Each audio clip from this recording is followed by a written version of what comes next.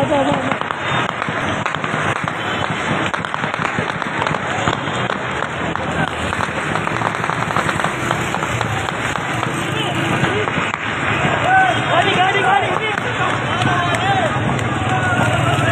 शायद भाई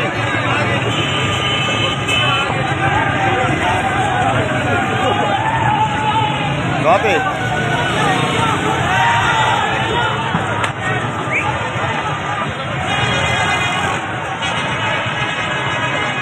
वो आ गए हैं, वो उन्होंने ऑपरेशन करना है, वो इसी वजह से आए हैं।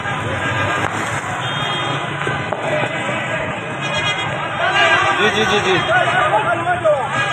हैं?